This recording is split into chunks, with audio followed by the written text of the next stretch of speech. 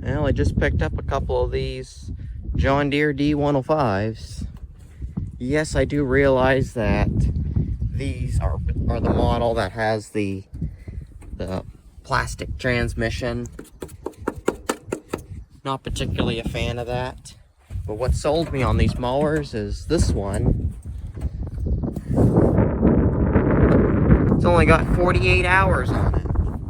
This one here has 148.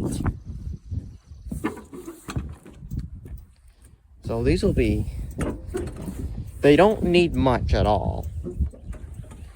Mostly batteries, cleanup. That's really about it.